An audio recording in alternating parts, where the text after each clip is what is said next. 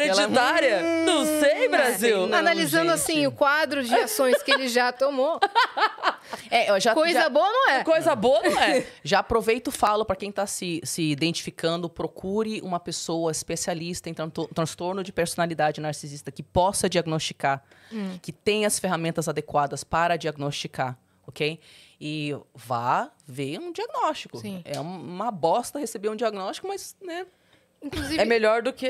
sem querer tirar o foco do teste, mas outra dúvida que eu tenho, qual que é o nome do transtorno, por exemplo, de uma pessoa que cria uma realidade paralela? Vou dar um exemplo mais específico que aconteceu comigo, que a Cris sabe, o pessoal aqui sabe. É um cara que tinha certeza que tinha um relacionamento comigo. Ele me mandava mensagens diárias, recorrentes, me mandava mensagens inapropriadas, fotos, e se respondia na mesma mensagem como se eu tivesse respondido, e ele imaginava a minha resposta. E a coisa foi saindo de controle. Ele começou a marcar encontro comigo sozinho e se respondia. Sem nenhuma resposta. Sem nenhuma resposta. Aí uma vez eu respondi que ia bloquear ele. Aí ele falou assim, não, você não pode me responder. Eu sou apenas um... Como que ele falou? Um não verificado, uma coisa assim, você não pode me responder. Eu até brinquei com a Yas na época, que eu falei assim, é claro que você não pode responder. Se você responde, você sai do roteiro que ele saí do criou na roteiro cabeça dele, né? Que é na cabeça dele. E a galera fala... tem uma galera que comenta assim, meu Deus, essa Yasmin é a perseguida. Mas e se eu contar pra vocês que o desfecho ele tá pra ser internado? Realmente, é claro, numa clínica. é óbvio. A família entrou em com contato comigo. Eu fiquei chocada com isso. A família entrou em contato, porque ele realmente está tendo um surto psicótico. É psicose. E aí, é psicose o transtorno? E o pai conseguiu pegar o celular dele e ver o que acontece e falou, olha, eu acho que ele se comunica com essa menina. A mãe entrou em contato comigo para ver o que estava acontecendo. Eu expliquei para ela a situação. E eles estão tentando internar ele. E a mãe até comentou, olha, eu entendo, pode bloquear tudo, mas não tome nenhuma atitude jurídica, porque, de fato, não é... Tipo, não é Assim, um criminoso... eu poderia tomar. Claro. Sim. Eu falei, olha, eu tenho todos esses prints porque eu tô para denunciar, abrir um BO contra o seu filho, porque tá me dando medo. Ela, pelo amor de Deus, a gente tá entendendo que ele tá tendo um transtorno, não denuncie, a gente vai interná-lo. Me parece...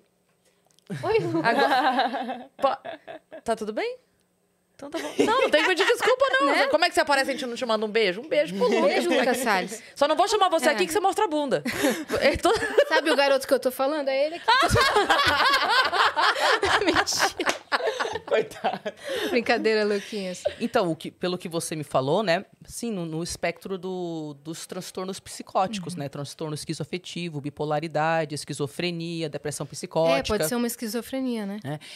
Claro que tem um negócio chamado limerência, que não chega a ser psicose, mas beira, que é... muitas vezes filhos de narcisistas, eles começam a ter devaneios com uma pessoa. É devaneio mesmo, não é alucinação. Sabe quando você tá, tipo... Quando você era criança, você fingia que você era uma rainha, ou que você era um pássaro? Sim. Você sabia que você tava fingindo, né? Você conseguia sair do devaneio. Então, tem pessoas... Hora que a mãe chama pra almoçar, né?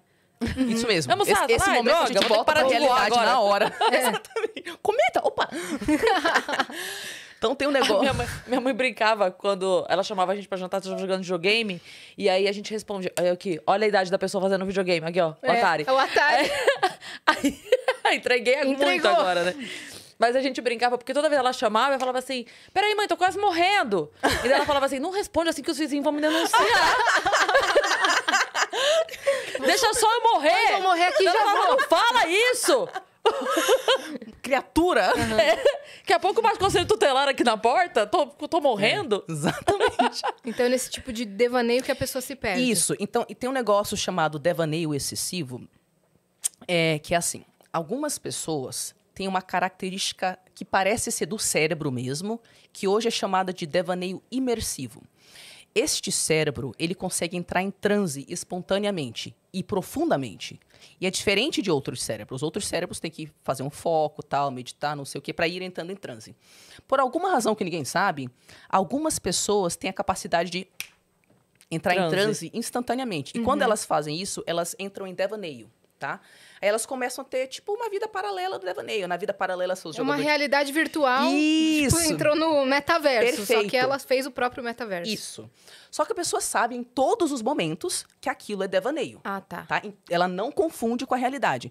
Mas o relacionamento dela com aquilo, quando ela tá sob estresse, é de vício. Porque ela usa o devaneio onde ela cria uma realidade à parte. Ela tem toda uma personalidade, ela tem outro nome, pode ser outro gênero, ela pode ser um animal. Ela cria... Quase um metaverso. Isso, literalmente. Mas ela sabe a diferença e tal. Só que quando a pessoa está sofrendo, né? Isso pode, o devaneio imersivo, que é a sua capacidade de entrar em transe espontaneamente, vira devaneio excessivo. Maladaptive daydreaming é o nome em inglês. O devaneio excessivo já é que a pessoa entra nesse devaneio quando ela não deve. Ela tem dificuldade de focar na realidade. E aí ela perde a noção do que é real ou não? Ela não perde a noção, ela nunca perde a noção do que é real.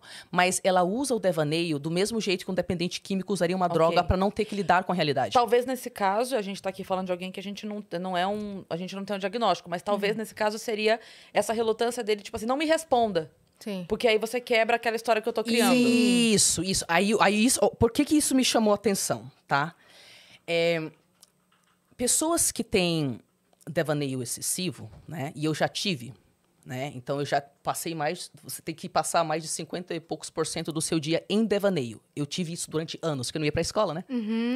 Eu não socializava, não sabia que eu era autista, por que eu tinha tanta dificuldade social. Então eu ficava 80% do dia em devaneio. Tipo, eu tava aqui no jantar com a minha família conversando e eu aqui. Falando sozinha. Eu parecia psicótica. Eu nunca confundia a realidade com o devaneio. Mas eu não era mais capaz de focar na realidade. Porque eu não tinha estímulo externo. Eu não vou pra escola. Eu não tenho um único amigo. Eu não tenho contato com família.